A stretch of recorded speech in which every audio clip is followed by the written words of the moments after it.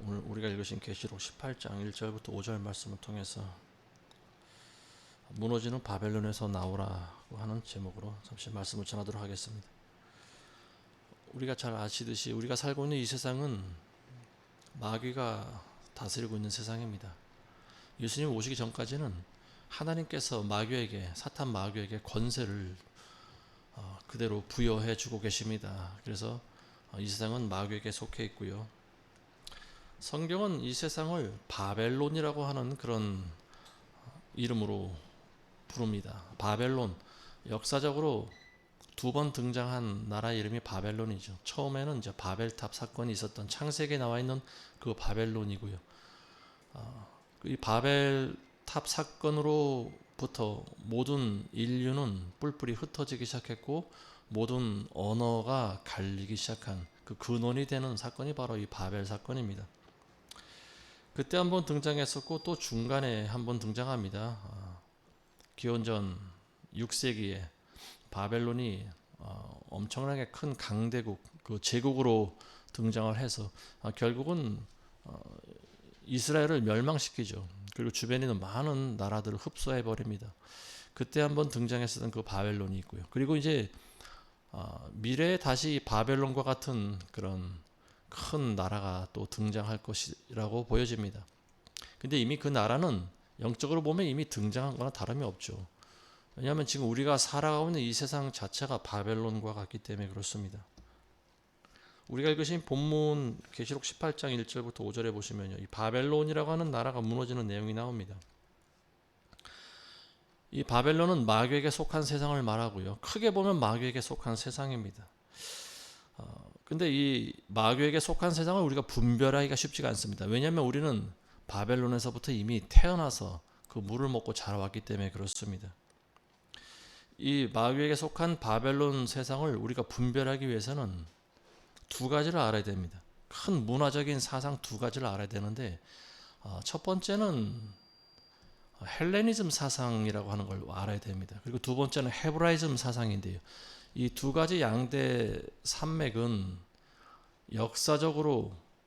인류 역사적으로 이 세상을, 이 흐름을 주도하고 있는 큰 문화적인 사상이다, 이렇게 볼 수가 있습니다. 전 세계에 있는 모든 문화와 정치, 경제, 종교, 그리고 철학, 이 모든 것들이 어떤 식으로든지 관계를 맺고 있는 것이 바로 이 헤브라이즘과 헬레니즘 사상입니다. 이 서양 문화의 바탕과 그리고 흐름을 우리가 이해하기 위해서는 이 두 가지 사상을 이해를 하고 있어야 돼요. 이 말씀을 드리는 이유는 우리가 성경에 있는 말씀을 보다 더 정확하게 이해하기 위해서입니다. 먼저 헬레니즘 사상을 우리가 잠시 살펴보자면요, 이미 우리가 과거에 세계사 시간에 학교 다닐 때 다 배웠던 부분인데요. 이 헬레니즘 문화라고 하는 것은 그리스 로마에서 발생한 그런 사상이라고 우리가 배웠습니다. 가장 큰 특징이 뭐냐면은 인간이 중심이 되는 거죠. 그래서 인간 중심이 인본주의 문화, 이게 바로 헬레니즘 문화의 가장 큰 특징이라고 볼 수가 있습니다. 인간의 이성과 지성을 헬레니즘에서는 최고의 그런 가치로 여기고 있는데요. 그렇지만 우리가 알듯이 우리 인간과 지성이라고 하는 것은 원래 타락한 거 아니겠습니까? 우리 인간은 죄 가운데 태어나서 죄의 물을 마시고 살아갑니다. 그리고 죄의 멸망의 길을 걸어가죠. 우리 인간이 가지고 있는 이성과 지성이라고 하는 것은 결국은 타락한 죄의 산물밖에 되지 않는 거고요. 그리고 결과적으로 인간은 멸망의 구덩이로 빠진다라고 하는 거죠. 이 과거의 그리스 로마 사람들은요, 이 세상을 인본주의적인 그런 관점에서 보았기 때문에 그런 인간 본능의 의지 그리고 죄악을 보편적으로 인정합니다. 그렇지만 성경적인 관점에서 보면 결국 그런 것들이 인간이 저지를 수 있는 죄악에 불과하다라고 하는 거죠. 이처럼 서양 문화는 이런 그 인본주의적인 헬레니즘에서 그 인간 중심적인 사고가 발달했고요. 그리고 인본 중심이라고 하는 것은 결국 하나님을 대적한다라고 하는 거죠. 그래서 여기서부터 수많은 철학과 사상이 시작되게 됐습니다. 이 헬레니즘 사상을 우리가 다른 말로 가인의 사상이다 이렇게 또 부르기도 합니다. 가인이 동생 아벨을 쳐 죽였죠. 처음부터 가인은 살인한 자고요. 그리고 하나님을 대적하는 자입니다. 그래서 헬레니즘 사상을 우리가 가인의 사상이다 이렇게 부릅니다. 근데 이 서양의 헬레니즘 사상은 우리 동양에도 많은 영향을 미쳤습니다. 사탄이 만든 이 타락한 문화는 전 인류를 지금 범죄하게 만드는 그런 도구로 활용되고 있는데요. 이제 성경의 이 마지막에는요, 이 헬레니즘 사상, 이 바벨론 사상이 결국은 하나님의 심판을 받아서 무너지는 그 내용이 나와 있습니다. 계시록 18장 한번 찾아보시기 바랍니다. 22절에서 23절 보시면요. 또 하프 타는 자와 음악하는 자와 피리 부는 자와 나팔 부는 자들의 소리가 결코 다시는 내 안에서 들리지 아니할 것이며 어떤 공예에 종사하는 장인일지라도 다시는 내 안에서 찾아볼 수 없을 것이며 맷돌 소리도 결코 더 이상 내 안에서 들리지 아니할 것이라. 또한 촛불의 빛도 더 이상 내 안에서 비치지 아니할 것이며 신랑과 신부의 음성이 결코 들리지 아니할 것이라. 이는 내 상인들이 땅의 귀인들이었으며 내 마술로 모든 민족들이 미혹되었기 때문이라. 18장 22절에 보시면 하프 타는 자, 음악하는 자, 피리 부는 자, 나팔 부는 자들의 소리가 결코 내 안에서 들리지 아니할 것이다. 지금 우리는 음악의 홍수 가운데 살아가고 있습니다. 컴퓨터를 켜기만 하면은 세상적인 음악이 흘러나오죠. 세상적인 동영상이 우리 눈 안으로 쏟아들어져 들어오고요. 우리가 매일 보고 듣는 음악과 모든 예술품들 이런 것들이 사실 거의 전부 100%에 가까울 정도로 많은 그 예술 작품들이요 사실은 헬레니즘 문화로부터 비롯된 것이라는 사실을 우리가 알아야 됩니다. 우리가 듣는 많은 그 음악들이 그런 인본주의적인 음악이에요. 사람의 눈과 귀를 즐겁게 하는 그런 음악들이다라고 하는 거죠. 여기에 대해서 성경이 그 기원을 이야기하고 있는데요. 창세기 4장 19절 이하에 보시면 이런 기록이 있습니다. 라멕이 두 아내를 얻었으니 한 사람의 이름은 아다요 한 사람의 이름은 실라더라. 아다는 야발을 낳았으니 그가 장막에 관한 자들과 가축을 기르는 자들의 조상이 되었으며 그의 아우의 이름은 유발인데 그는 하프와 오르간을 만드는 모든 자들의 조상이 되었으며 실라 역시 두발가인을 낳았으니 그는 동과 철로 모든 것을 만드는 자들의 선생이라. 두발가인의 누이는 나마였더라. 여기서 보면 라멕이 두 아내를 얻어서 자식을 낳았다라고 하는데요. 이 라멕이라고 하는 사람은 가인의 후손입니다. 그 라멕이 이 두 아내를 얻어서 낳은 자식들, 이 후손들 가운데 유발이라고 하는 자가 있는데요. 이 사람이 바로 하프와 오르간을 만든 자였다. 그러니까 음악의 시초가 바로 이 사람으로부터 비롯되었다라고 하는 것을 알 수 있겠죠. 그리고 두발가인이라고 하는 또 후손이 나왔는데요. 이 두발가인은 누구냐? 동과 철로 모든 것을 만드는 자였다. 동과 철을 녹여서 주물로 이제 만드는 거죠. 그러니까 모든 예술품의 기원이 되는 선조되는 자가 이 두발가인이라고 하는 자였습니다. 이 동과 철로 무기도 만들고 그리고 또 동상도 만들죠. 그리고 각종 정교한 그런 예술품도 만들어내죠. 그래서 이 유발이라고 하는 자로부터 음악이 비롯되었고 두발가인이라고 하는 자들로부터 예술품을 모든 예술품은 이 두발가인이라고 하는 자로부터 비롯되었다라고 하는 것을 알 수가 있는 거죠. 이 모든 음악과 예술품 이게 바로 이 가인의 후손으로부터 비롯됐다라고 하는 거죠. 그리고 이 그리스 로마 시대에 와서 이것이 아주 번성을 합니다. 그리스라든지 그리스 로마 시대 작품들을 보시면 지금도 남아있는 것들이 많이 있는데요. 근데 이런 것들 가운데 하나님을 찬양한 것들은 거의 없죠. 왜냐하면 이 헬레니즘 문화라고 하는 것이 인본주의에서 꽃피웠던 문화이기 때문에 그렇습니다. 그리고 이런 것들은 지금 결국 하나님을 대적하고 하나님으로부터 떨어뜨리게 하는 그런 역할을 하고 있는 거죠. 우리가 눈으로 보고 듣는 많은 예술품과 음악들 전부 다 인본주의에서 비롯된 것들이고 하나님을 대적하는 것들입니다.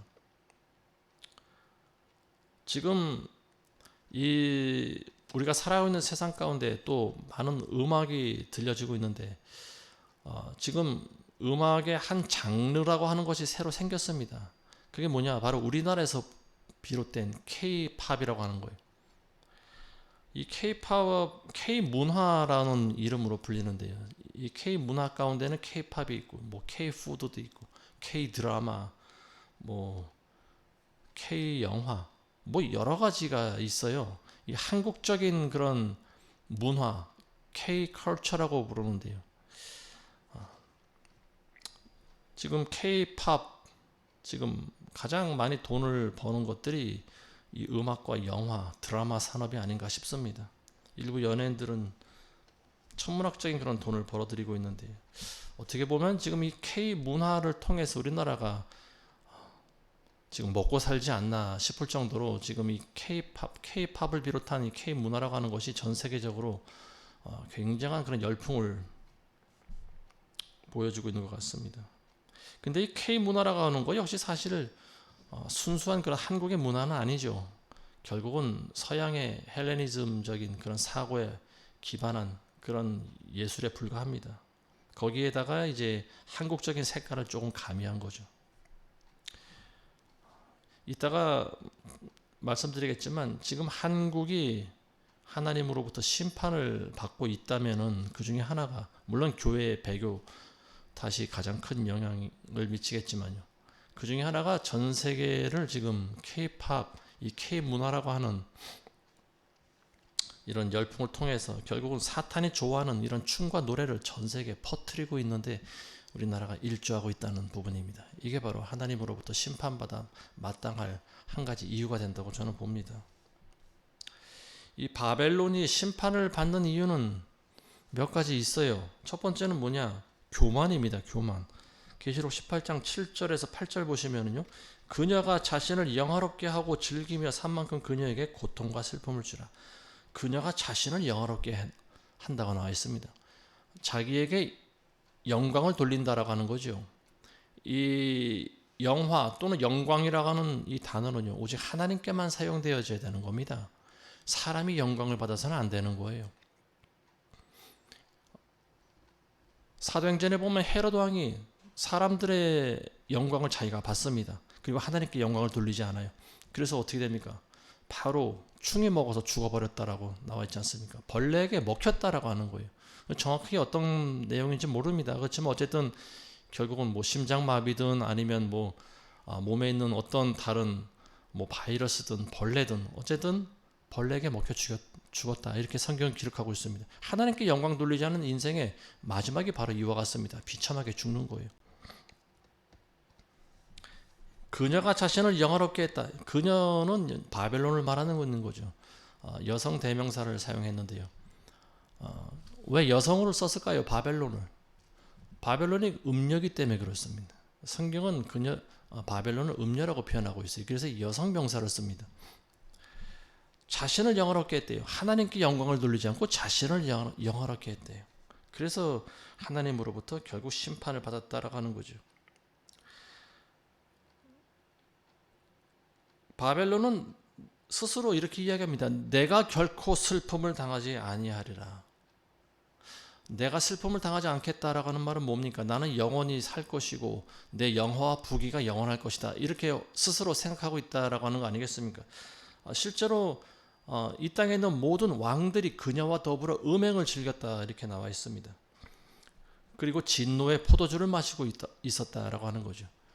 그래서 결국은 이 음녀가 내면은 술잔을 마신 모든 이 땅에 있는 권세자들, 왕과 지도자들 이런 사람들이 결국은 다 진노의 포도주를 마셨는데요. 결국은 하나님으로부터 심판을 받게 된다라고 하는 말입니다. 근데 본인이 생각할 때는 나는 나 스스로 영광을 받아야 되고 그리고 나는 슬픔을 당하지 않을 것이다 라고 본인이 생각하는 거예요. 바벨론이 그렇게 여기고 있다라고 하는 거죠. 이 바벨론의 이 영화가 영원토록 계속될 것이다 라고 많은 사람들이 생각을 합니다. 그렇지만 굉장히 허무하게 끝나버리는데요. 성경에 보면은 하루 만에 죽음의 재앙이 닥친다 이렇게 나와 있습니다. 그녀가 지금 불타고 있는 모습을 성경은 기록하고 있는데요. 멀리서 상인들이 그 모습을 보면서 두려워합니다. 그리고 울면서 통곡을 합니다. 불로 태워진다. 소돔과 고모라 땅이 멸망당할 때 하늘에서 유황과 불비가 막 내렸죠. 그게 이제 아마도 뭐 화산이 폭발했을 것이다라고 이제 학자들 이야기하는데요. 그게 화산이든 아니면 하나님께서 직접 뭐 불을 내리시지 못하나요? 불을 내리실 수 있습니다. 불과 유황을 비가 오듯이 내리게 해서 멸망시킬 수도 있다라고 하는 거죠. 바벨론이 하루아침에 이렇게 멸망한다라고 하면은요. 지금 우리가 상식적으로 생각하면은 하나님께서 그렇게 하실 수도 있겠지만 하나님께서는 또 인간을 사용하시지 않습니까? 인간이 만든 도구가 있잖아요. 하루아침에 한 나라를 멸망시키게 할 만한 도구가 있습니다. 그게 뭐냐? 바로 핵무기죠. 핵이 떨어지면은 한순간에 멸망당합니다. 아마도 저는 핵이 이 바벨론에 떨어져서 이 서양 문화가 종식되지 않을까 그런 생각도 해봅니다. 자, 그 부분에 대해서는 이따가 다시 또 언급을 하겠습니다. 바벨론이 심판받아야 되는 이유는 첫 번째가 교만이고 두 번째는 사치입니다. 사치. 계시록 18장 7절에 보면 그녀가 자신을 영화롭게 하고 그 다음에 즐기며 살았다 이렇게 나와 있는데 개역 성경에는 이거를 사치했다 이렇게 표현하고 있습니다. 사치라고 하는 것은 방탕이라고 하는 말과 동일하게 쓰이는데 즉 육을 쫓아 살아간 인생을 이야기합니다. 오늘날 많은 그리스도인들이 이 세상의 정욕을 따라갑니다. 그리스도인들은 정과 욕심을 십자가에 못 박아야 된다고 바울이 이야기했지 않습니까? 근데 많은 그리스도인들이 정욕을 십자가에 못 박지를 않아요. 정욕을 따라 살아갑니다. 그리고 하나님의 영광을 자기네들이 빼앗으면서 살아갑니다. 바벨론이 불에 타서 멸망당할 때 그 모습을 멀리서 상인들이 바라봅니다. 이 상인들은 배를 타고 다니면서 무역하던 사람들이 무역선을 운영하던 사람들입니다. 물론 그 당시에 고대로부터 이 무역 상인들이 여러 나라를 다니면서 물건을 사고 팔고 하면서 부를 챙겼던 그런 상인들이 있습니다. 근데 이 마지막 때 이런 오늘날도 마찬가지죠. 엄청나게 큰 그런 무역선을 통해서 물건을 사고 팔던 그런 나라의 상인들이 있습니다. 모든 나라들이 사실은 여기에 동참을 했고요. 근데 이런 무역선 상인들이 멀리서 그 바벨론이 불타는 모습을 보면서 안타까워하고 슬피 울면서 통곡한다라고 하는 거죠. 근데 그 우는 이유가 있어요. 그게 뭐냐면 바로 이제는 자기네들의 물건을 팔아먹을 곳이 없어졌다라고 하는 거예요. 이 상인들이 팔았던 물건들이 어떤 물건인가? 계시록 18장 12절에 나와 있습니다. 그 상품들은 금과 은과 보석과 진주와 세마포와 자주색 옷감과 비단과 주홍색 옷감과 각종 향목과 각종 상아 제품과 아주 진귀한 각종 목재 제품과 놋 제품과 철 제품과 대리석 제품과 그리고 계피와 향료와 향유와 유향과 포도주와 기름과 고운 가루와 밀과 짐승들과 양과 말과 마차와 노예들과 사람들의 혼들이라. 모든 걸 다 파는 거예요. 짐승들과 각종 귀중한 보석들과 그리고 상아와 목재와 이런 모든 그런 건축 자재들 이야기하는 거죠. 그리고 비단과 그리고 향료와 그리고 심지어는 짐승과 사람도 판대요. 노예로 사고 파는 거죠. 그리고 마지막에는 사람의 혼을 판다고 나와 있습니다. 사람의 영혼을 사고 파는 자들이 생겨난다라고 하는 거죠. 이런 사람들이 마지막 때 상인들인데 바벨론이 불타 없어지니까 이 사람들이 이제는 애타고 안타까워한다라고 하는 거예요. 자기들의 물건을 팔아줄 곳이 사라져버렸다라고 하는 거죠. 물건 팔 대상이 사라져버리면 상인들은 어떻게 합니까? 그 물건을 팔 데가 없잖아요. 그러니까 안타까워하는 거죠. 이 마지막 때 상인들의 사고 파는 매매되는 그 거래 품목 가운데 사람의 영혼이 들어있다라고 하는 말입니다. 굉장히 무서운 거죠. 요즘 그 중국을 비롯한 동남아 등지에 여행 가서 종종 실종되는 사람들이 있는데요.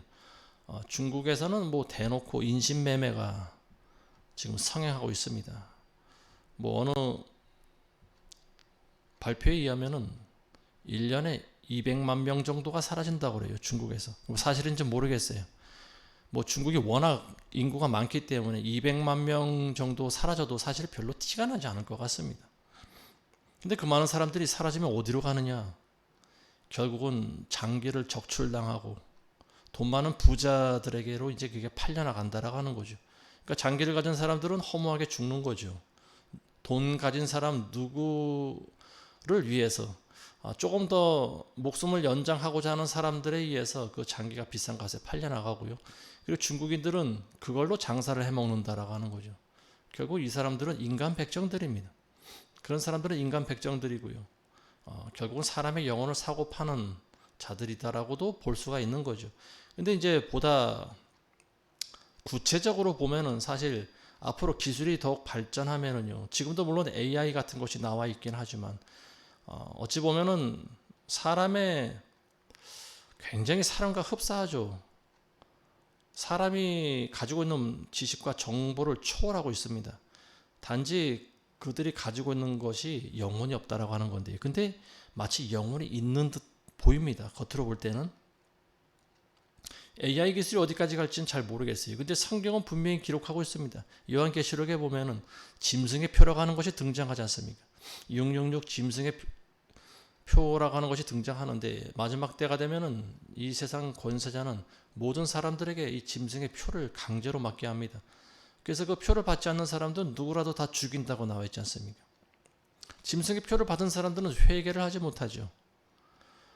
사람의 영혼을 사고 파는 그런 것이 이제 마지막 때 그런 기술이 나오지 않을까 싶습니다. 내가 그 표를 받으면요, 내가 회개를 하고 싶어도 회개가 되질 않는 거예요. 그게 무서운 거 아니겠습니까? 그래서 절대로 이 짐승의 표를 받으면 안 된다라고 하는 건데요.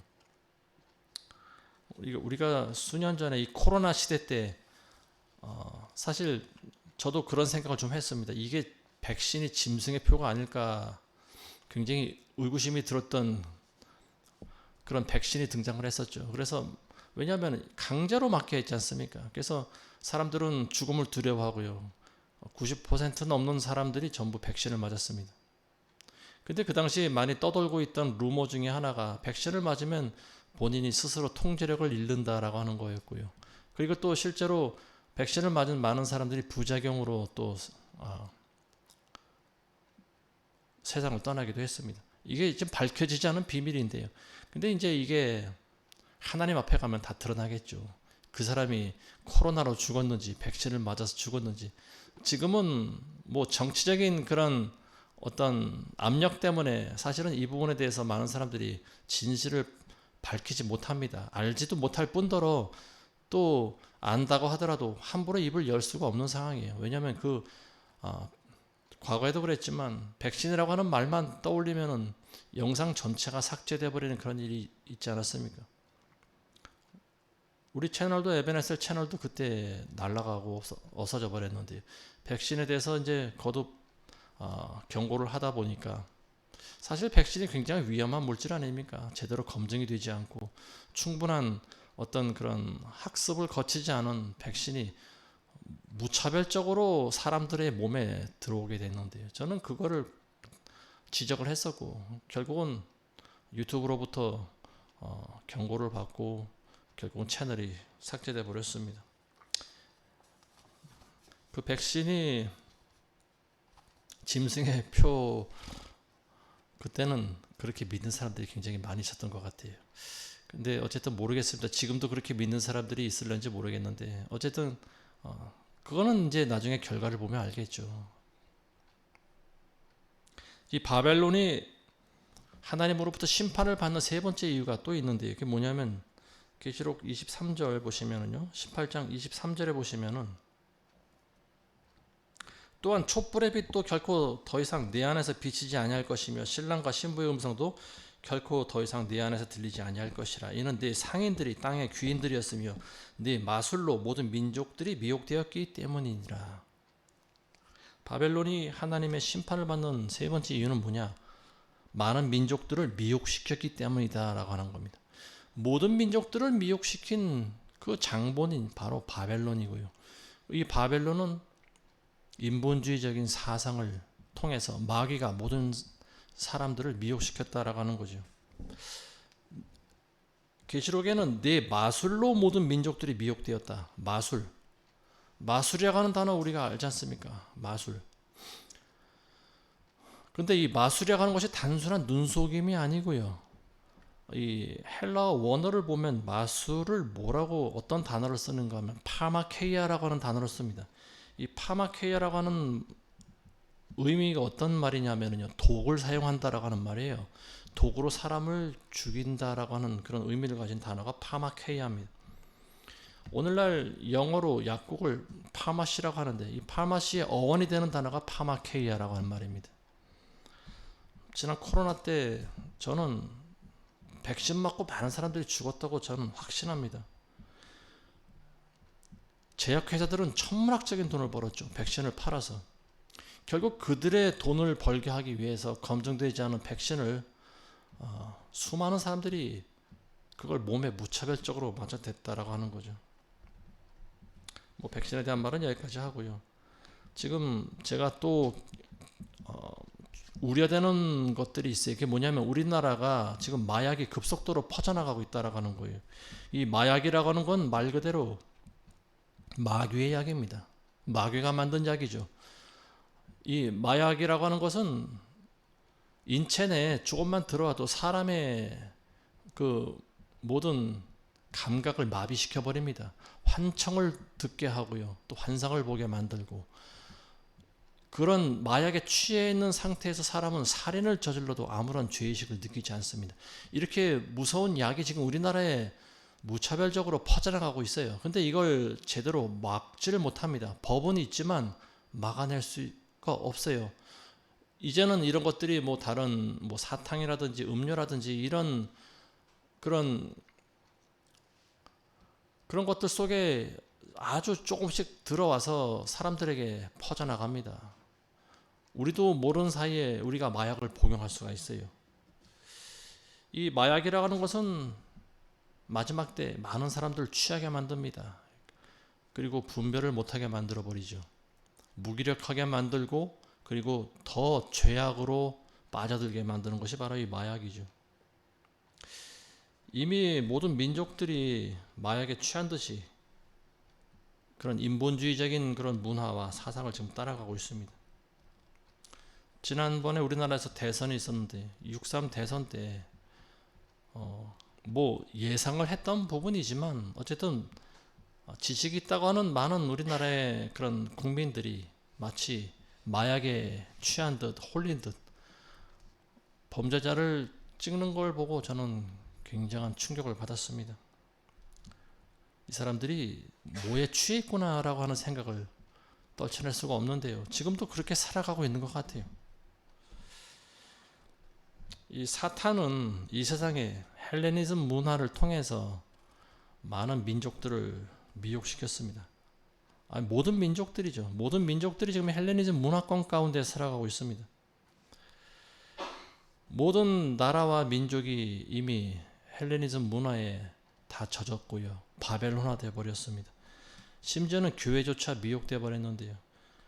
교회도 이 헤브라임, 이따가 언급할 헤브라임적인 사상을 따라가지 않습니다. 헬레니즘을 따라갑니다. 인본주의적인 그런 사고를 따라가죠. 교회가 이 인본주의를 따라가고 있다라고 하는 증거가 바로 이 WC에 가입을 한 겁니다. WCC라고 하는 것은 사람의 힘으로 하나님의 나라를 이 세상에 더 확장해 나가겠다라고 하는, 결국은 그 발상이 인본주의적인 발상에서 비롯된 거예요.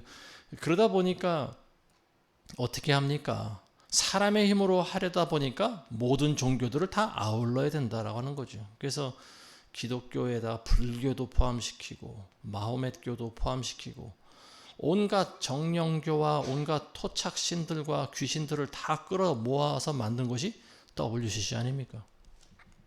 출발점은 그럴듯했지만 결국 지금 WCC가 보여주고 있는 것이 인간의 힘으로 그리스도의 복음을 온 세상에 전파시키겠다라고 하는 거예요. 이게 바로 헬레니즘적인 사고 방식에서 기인된 것이다라고 우리가 분별할 줄 알아야 됩니다.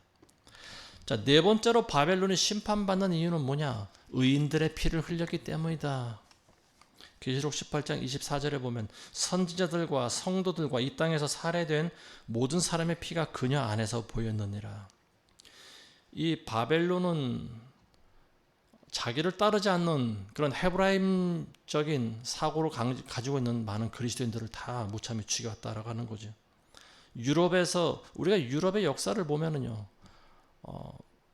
중세 시대에 얼마나 많은 그리스도인들이 죽었는지 몰라요. 십자군 전쟁 때도 마찬가지고요.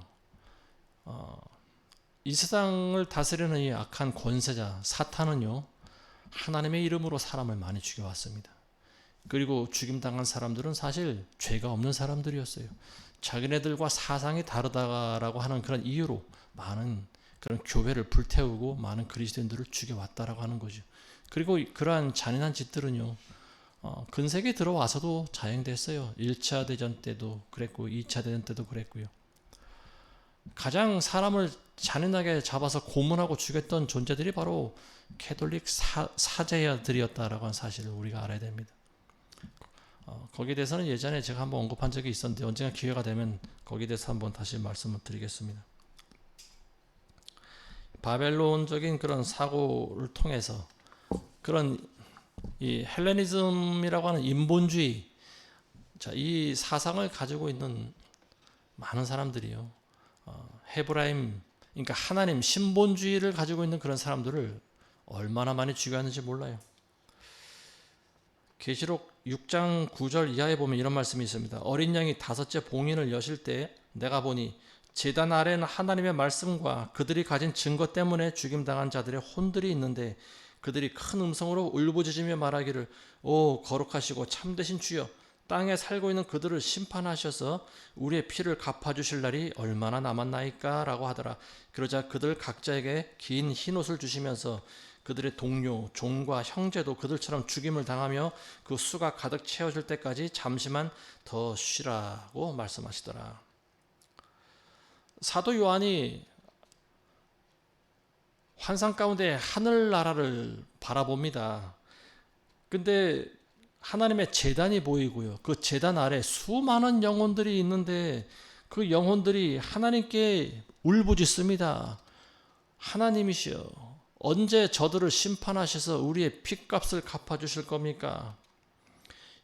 그 영혼들이 누구냐? 바로 이 바벨론에 의해서 죽임당한 의인들이라고 하는 거예요. 이 사람들이 부르짖고 있어요. 우리의 핏값을 갚아주실 때가 언제입니까?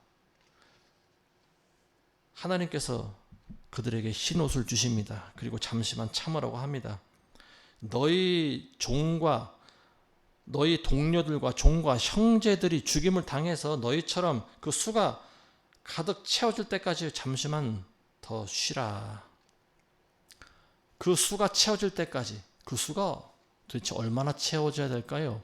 우리는 알 수 없어요. 그렇지만 하나님께서는 지금 그걸 계수하고 계십니다. 지금 카운트하고 계시는 거예요. 그 수가 채워지는 날이 바로 하나님의 심판이 시작되는 날입니다. 지금은 바벨론이 잠시 유해 가운데 있어요. 이들은 지금 계속 죽이고 있어요. 이들은 계속 그리스도인들을 핍박하고 지금도 죽이고 있습니다. 앞으로 이 사탄 마귀가 예수님 오시는 걸 알고 발악하고 날뛸 때가 오지 않겠습니까? 그때가 이제 전 세계가 환란 가운데 들어가는 때인데요. 이 7년 환란이 시작되면은 그때는 마귀들이 이제 본격적으로 날뛰기 시작하죠. 그래서 거짓 선지자가 등장을 하게 되고 또 짐승이 등장하고, 짐승은 이제 적그리스도라고 불리는 인물이죠. 자기가 예수라고 이제 나타날 인물이 생기고요. 또 그 사람을 도와서 많은 사람들을 미혹시킬 존재가 적그리스도, 아니 그 거짓 선지자인데, 이 거짓 선지자는 많은 이적과 능력을 행하고요. 그리고 또 짐승의 표를 만들어서 많은 사람들에게 맞게 하는 장본인이 바로 등장을 합니다. 그때가 되면 이제 그리스도인들을, 참된 그리스도인들을 색출을 해내겠죠. 누가 진짜 그리스도인이냐? 가짜들은 필요 없어요. 가짜들은 죽이지 않습니다. 왜냐하면 가짜들은 그들의 명령에 복종하기 때문에 그래요. 근데 진짜는 마귀에게 복종하지 않지 않습니까? 어떻게 하나님의 사람이 사탄 마귀에게 복종을 합니까? 있을 수가 없는 일이죠. 그래서 결국은 그리스도인들을 색출하는 그런 법안들이 만들어질 텐데 그때 가서는 진짜 그리스도인들은 죽을 각오를 해야 되는 거죠. 근데 그런 일을 누가 하느냐? 권세자들의 앞잡이 노릇을 하는 존재들이 있는데 그게 바로 교회들입니다. 가짜 교회들입니다. 이 가짜 교회들은 자기들이 살기 위해서 진짜를 고발합니다. 우리 코로나 때 한번 겪어봤잖아요. 5호 담당제 같은 것이 생겨났지 않습니까? 마스크 안 쓰고 다니는 사람을 고발하면 뭐 상금을 주겠다. 뭐 그런 말도 안 되는 짓들을 하고 있지 않습니까? 마지막 때 그런 일들이 생긴다라고 하는 거예요.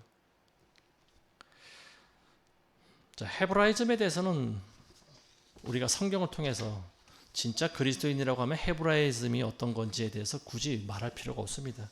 그렇지만 이제 우리가 학문적으로 조금 접근을 하자면은 이 헤브라이즘이라고 하는 것은 고대 이스라엘로부터 비롯된 그런 문화를 말하고요. 그리고 이브리라고 하는 그런 어원에서 비롯된 말입니다. 이브리라고 하는 말이 뭐냐? 이브리를 이제 히브리라고도 읽는데 이브리라고 하는 말이 이방인들이 유대인을 가리켜서 부르던 말입니다. 유대인들을 과거에 이방인들이 이브리 사람이다 이렇게 얘기를 했습니다. 그래서 이 헤브라이즘 사상이라고 하는 것은 결국은 인간이 중심이 아니고 신의 주권에 복종하는 인간관을 우리가 헤브라이즘 사상이다 이렇게 이야기합니다. 성경 속에 이미 그 가치관이 전부 다 기록이 되어 있죠. 그리고 히브리 민족이 가지고 있는 특유의 정신과 사상 그리고 문화 이런 것들을 헤브라이즘 문화라고 합니다. 여기에 등장하는 신, 하나님은 유일신이죠. 헬레니즘에 기초한 신들은 다 신입니다. 여러 개의 신이 있어요. 그리고 그 신들은 굉장히 인격적이지 못한 그런 모습을 또 많이 보여주고 있죠. 그렇지만 헤브라이즘에서 말하고 있는 신은 유일하신 하나님 한 분밖에 안 계시고요. 그리고 이분은 이 신은 그야말로 인격적인 분입니다. 다른 그런 난잡한 그런 신들과는 차원이 다른 분이에요.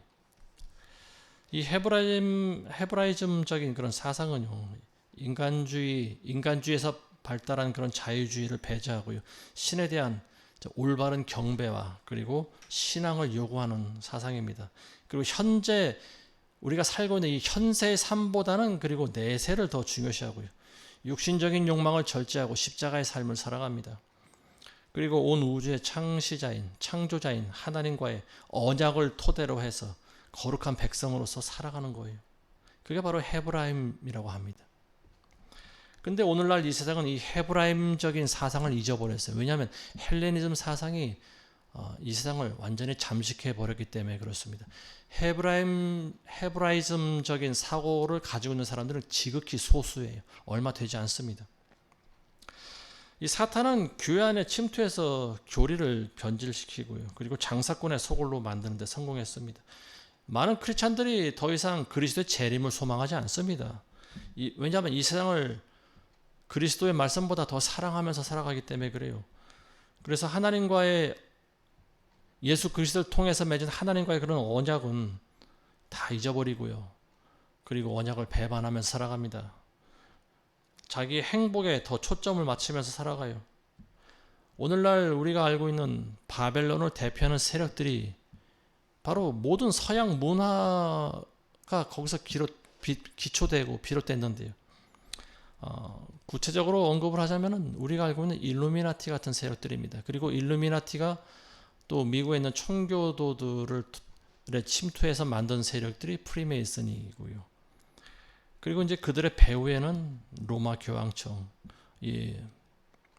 붉은 옷을 입고 금잔을 쓰고 머리에 관을 쓰고 있는 존재, 바로 로마 교황청이 바로 그 배후 세력이다라고도 볼 수가 있는 거죠.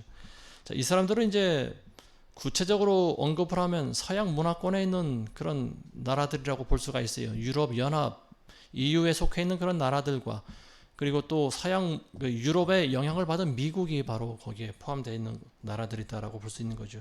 이 유럽과 미국은요, 전 세계적인 그런 문화와 사상 그리고 정치, 경제를 전부 지금 좌지우지하고 있습니다. 그렇지만 이들은 과거에 선지자들과 또 성도들의 피를 흘렸던 자들이고요.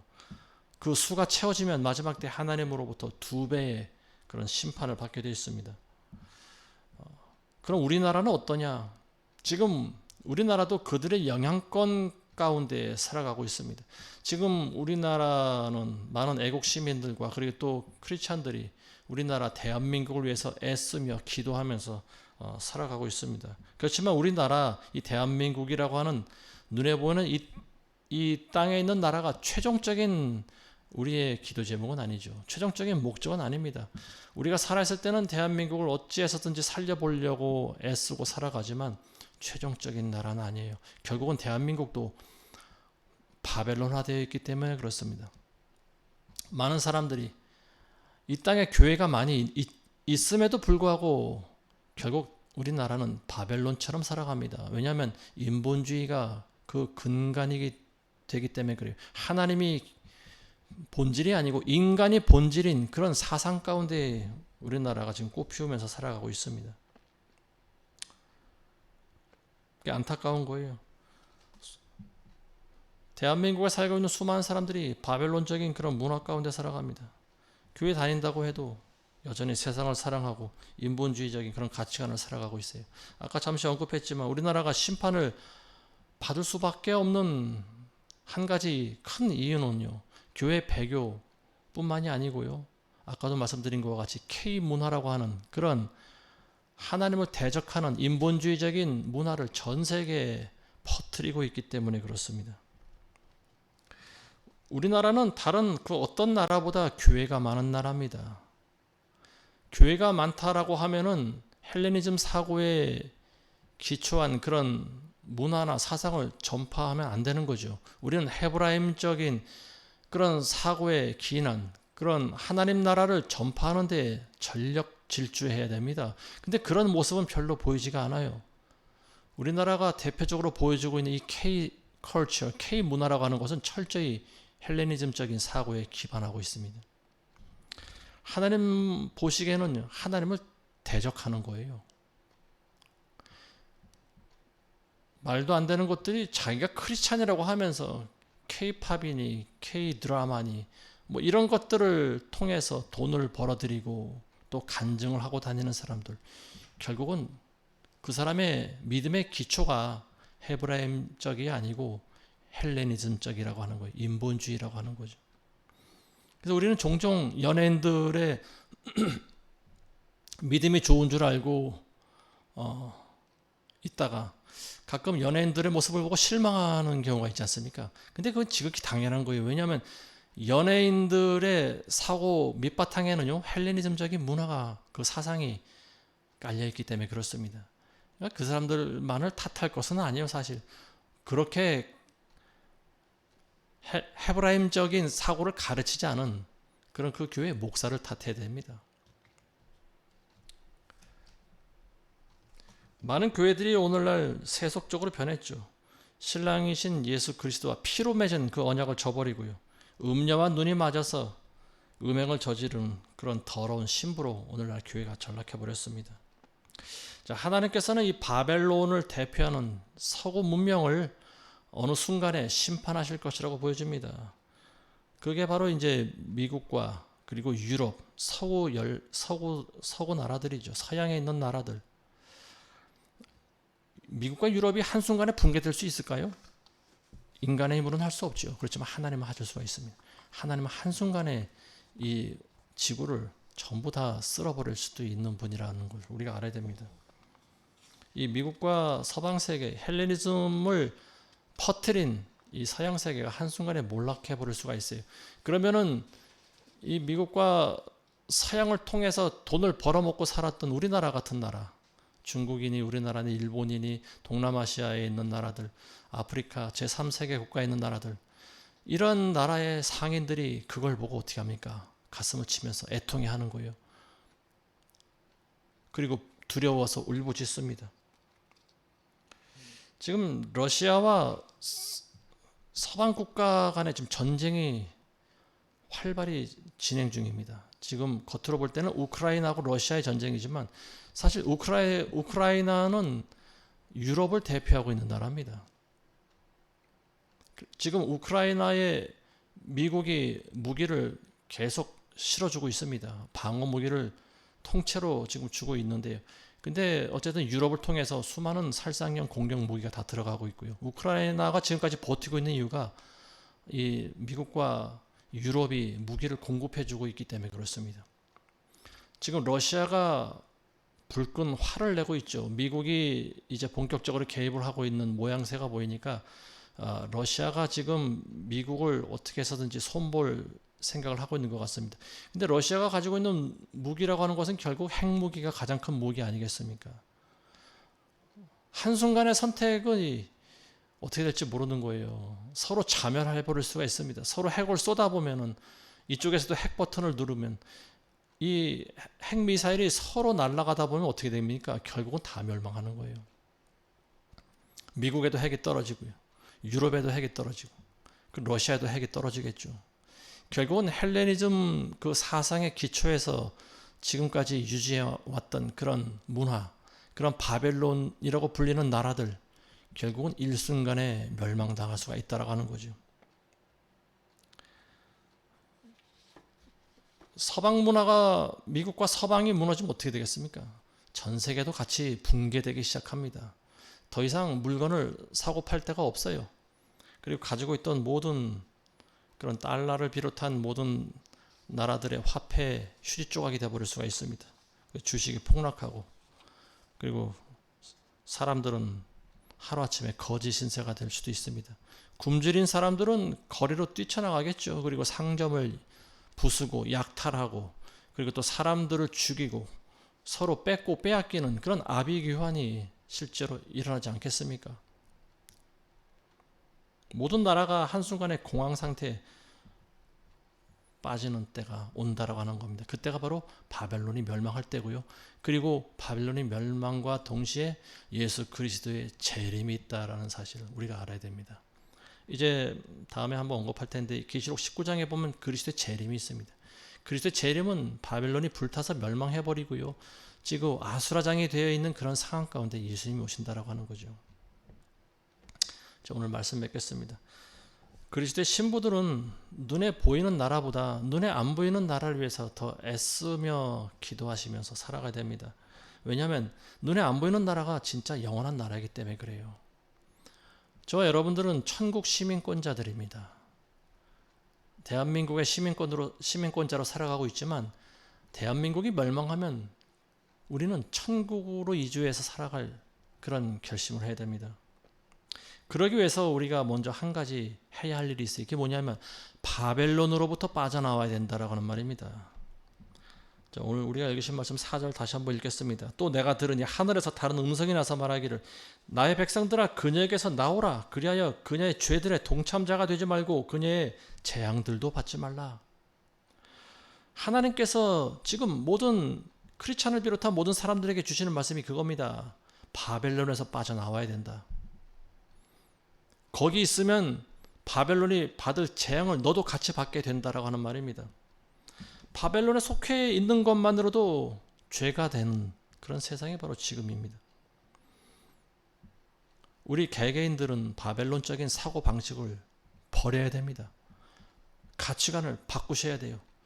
사상이 변해야 돼요. 생각이 바뀌어야 돼요. 헬레니즘적인 그런 사고방식으로부터 여러분들 벗어나야 됩니다. 사도 바울은 고린도후서 10장 5절에서 이렇게 얘기합니다. 여러 가지 구상과 하나님을 아는 지식을 거역하여 스스로 축혀 세운 모든 높은 것들을 무너뜨리며 모든 생각을 사로잡아 그리스도께 복종케 하라. 스스로 축혀 세운 모든 높은 것들, 이게 뭐냐? 바로 인본주의입니다. 사람이 만든 거예요. 헬레니즘 사상이에요, 이게 바로. 그리고 그것은 하나님을 대적합니다. 이걸 무너뜨려야 돼요. 그리고 모든 생각과 사상을 사로잡아서 그리스도께 복종시키라고 이야기하고 있습니다. 여러분들이 진정 그리스도인이라고 하시면은요, 세상적인 사고방식을 버리셔야 됩니다. 그동안 우리가 누려왔던, 우리가 배워왔던, 눈에 보이고 들리고 우리가 보고 있는 이 모든 헬레니즘적인 사고 방식을 여러분들 버리시기 바랍니다. 인본주의를 버려야 된다라고 하는 말이에요. 여러분들 자신의 행복보다 하나님의 나라가 더 중요하다라고 하는 말입니다. 스스로 축해 세운 모든 높은 것들, 이게 바로 헬레니즘 사상에 기초한 인본주의예요. 이 바벨론에서 빠져나올 때는요, 뒤도 돌아보지 말고 빠져나와야 돼요. 출애굽기에 나와 있는 이스라엘 백성들이 애굽을 탈출할 때 어떻게 탈출합니까? 신을 신고 허리띠를 메고 음식을 먹어서 배를 불린 다음에, 그리고 빠져나올 때는요, 뒤도 돌아보지 말고 빠져나오는 거예요. 황급히 빠져나가는 거예요. 탈출하듯이 빠져나오는 거예요. 여기저기 뒤돌아보면서 여기도 보고 저기도 보고 다른 사람이 어떻게 행동하고 있는지도 관찰하면서 늦어요. 그러면 결국 다른 사람이 안 나오고 있는 걸 보면 어떻게 됩니까? 아, 나도 여기서 그냥 눌러 앉아야겠다. 여기가 좋사오니 나는 그냥 여기서 살련다. 그러다 보면 어떻게 됩니까? 바벨론은 멸망할 때 같이 멸망당하는 거예요.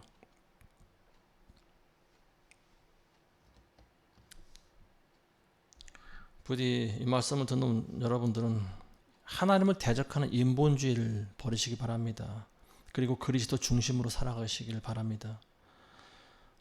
그리스도께서 오시면은 대한민국이 사라져요. 미국도 없어지고 일본도 사라집니다. 오직 한 나라만 남습니다. 그게 바로 그리스도의 나라예요. 그리스도의 왕국입니다. 그 왕국에서 여러분들은 살아가야 돼요. 그 나라가 우리가 영원히 살아갈 나라입니다. 지금 우리나라를 보면은요, 정치 현실을 보면 마음이 무너지죠.